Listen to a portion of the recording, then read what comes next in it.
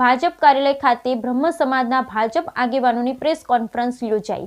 Press કોન્ફરન્સમાં પત્રકારોને સવાલોથી દૂર રાખી પાલિકા ભાજપના પૂર્વ પ્રમુખ સંગીતાબેન દવે સામે ભાજપના બ્રહ્મ સમાજના આગેવાનોએ લગાવ્યા આક્ષેપ। બ્રહ્મ સમાજને ભારતીય જનતા પાર્ટી દ્વારા ખૂબ જ આપ્યું હોવાનું જણાવતા ભારતીય જનતા પાર્ટીના ભાજપના બ્રહ્મ સમાજના આગેવાનો પાલિકાના પૂર્વ પ્રમુખ સંગીતાબેન દવે દ્વારા ધારાસભ્ય અને ભાજપના કેટલાક ચૂંટાયેલા સભ્યો સામે આક્ષેપો લગાવી આપ્યું હતું પ્રમુખ પદ અને સભ્ય પદથી આપ્યું હતું રાજીનામું। બ્યુરો રિપોર્ટ બરઠક્કડી સબરાસકાંઠા।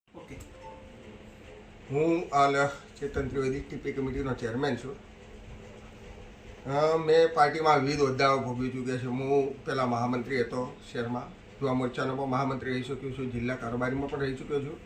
પાર્ટીના વિવિધ હોદ્દા પાર્ટીએ મને કેટલાય સમયથી આપ્યા છે અને ભારતીય જનતા પાર્ટી હંમેશા બ્રાહ્મણોને અગ્રેસર આગળ રાખે જ છે। અમે હાલ તમે દેખી શકો છો, દર વખતે 5 થી 6 બ્રાહ્મણોની ટિકિટ પણ આપે છે, ચૂંટાય છે। હાલ જિલ્લામાં દેખો કનુભાઈ વ્યાસ મહામંત્રી છે, ધારાસભ્ય પણ પાલનપુરમાં બ્રાહ્મણ છે। એટલે બ્રાહ્મણને આપે છે, કોઈ એકને આપ્યું ના આપ્યું, અને આ બેને હટ્યા નથી, પાર્ટી એમને હટાયા છે, બેને રાજીનામું નથી આપ્યું, પાર્ટીએ એમનું માંગ્યું છે।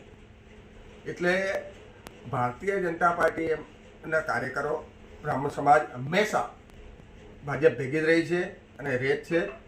હું ગઈ વખતે આપણો સિનિયર હતો, છતાં પણ મને ગઈ વખતે એક પણ ટિકિટ નથી આપી, પણ ના આપે બીજા બ્રાહ્મણને સાચો, આ વખતે મને આપી છે।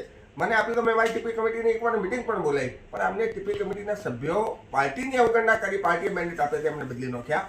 અને મેં ટીપી કમિટીની મિટિંગ બોલાવી તો અમને હાજર ન રાખ્યા, કારણ કે અમને બદલી નાખ્યા હતા।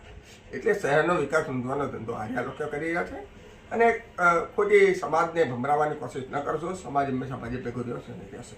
જય હિન્દ, ભારત માતા કી જય। એક સેકન્ડ, ઓકે રોલિંગ। રાજીનામું આપતી વખતે એમણે સમાજની સહાનુભૂતિ મેળવવા માટે જે પણ નિવેદનો કર્યા છે એ સંપૂર્ણ પક્ષ માટે ક્યાંય લાગુ પડતા નથી। કેમ કે પક્ષના 6 સદસ્યો બ્રાહ્મણ છે અને એમાં 4 સદસ્યો આજે મારી જોડે બેઠા છે।